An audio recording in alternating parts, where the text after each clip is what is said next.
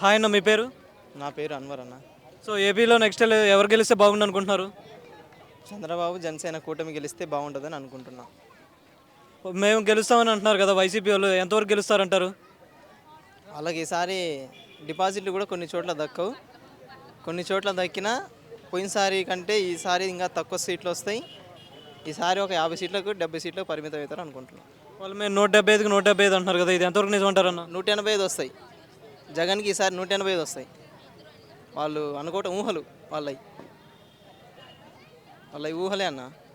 ఇప్పుడు ఈ నవరత్నాలు పథకాలు ఇవన్నీ పెట్టారు కదా, ఈ పథకాల ద్వారా మేమే ముందుకెళ్తున్నాం, మేమే అభివృద్ధిలోకి వస్తాం అని అంటున్నారు, ఇది ఎంతవరకు నిజం అంటారన్న?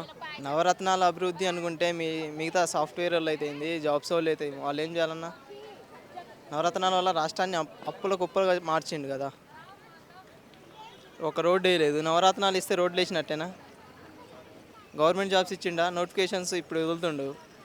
ఐటీ మినిస్టర్ అంటాడు గుడ్డు పెట్టాలి, పొదగాలి, పొదిగిన తర్వాత ఏమైనా కావాలంటాడు. ఆయన పెట్టడమే కానీ గుడ్డు కోడి పెట్టేది లేదు. ఆయన వచ్చి ఐటీ కంపెనీలు తెచ్చేది లేదు. టీడీపీ జనసేన గెలిస్తే వీళ్ళకి ఎన్ని సీట్లు వస్తాయి అంటారు, వాళ్ళకి ఎన్ని సీట్లు వస్తాయి అంటారు? టీడీపీ జనసేనకి 120 నుంచి 150 వరకు వస్తాయి అనుకుంటున్నాం. అందులో భాగంగా నేను అడిగేది ఏంటన్నా, ఇప్పుడు వీళ్ళకి ఎన్ని సీట్లు వస్తాయి అంటారు సపరేట్గా? సపరేట్గా జనసేన ఒక 10 తీసుకొని కాముకుంటే బెస్ట్ నా ఆలోచన. వాళ్ళు అదంటే మనం చేసేది, ఎందుకంటే వాళ్ళకు అంత క్యాడర్ లేదని నేను అనుకుంటున్నా. ఫ్యాన్స్ అందరూ ఓట్లు లేరని ఉంది, వేస్తారు, కొంతమంది వేస్తారు.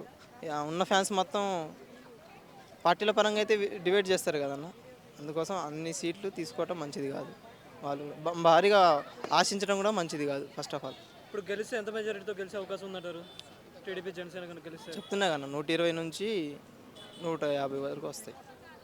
అభివృద్ధి పరంగా, ఐటీ పరంగా వెనకబడిపోవడానికి గల కారణాలు ఏంటన్నా? ఆంధ్రాలో ఇప్పుడు వెనకబడడానికి గల కారణాలు ఏంటి?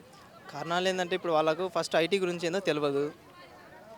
అభివృద్ధి ఎలా చేయాలనేది ఒక ప్రాపర్గా వాళ్ళకు థాట్స్ లేవు ఫస్ట్ ఆఫ్ ఆల్. దానివల్లనే రాష్ట్రం దాదాపు 30 ఏళ్ళ అభివృద్ధి వెనక్కిపోయింది. ఒకవేళ చంద్రబాబు వస్తే లాస్ట్ తరమే 40 ఏళ్ళలో 50 ఏళ్ళు ముందుకు వెళ్ళేది. అలాంటిది ఏపీ ప్రజలు చేసుకున్న తప్పు వల్ల బాగా ఇబ్బంది పడుతారు జనాలు. ఇప్పుడు మాకు అమ్మఒడి, స్కూల్ పిల్లలకి ఫీజులు ఇవి ఇస్తున్నారు కదా, మాకు ఇవి చాలు అని అంటున్నారు కదా. సో ఎలాంటి అభివృద్ధి కోరుకుంటున్నారు ప్రజలు? అమ్మఒడి అనేది స్కాలర్షిప్ తీసేసి అమ్మఒడి పెట్టిండు. అదే స్కాలర్షిప్ ఇస్తే అది కాక ప్రైవేట్ కాలేజీలో చదివిన వాళ్ళకి స్కాలర్షిప్ అమ్మఒడి లేదు.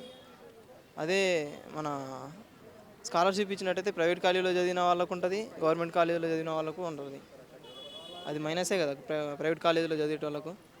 మరి లేదంటే కేజీ టు పీజీ మొత్తం ఫ్రీగా పెట్టి ప్రైవేట్ స్కూల్స్, ప్రైవేట్ కాలేజెస్ ఎత్తేయాలి. అలా అన్న చేయాలి.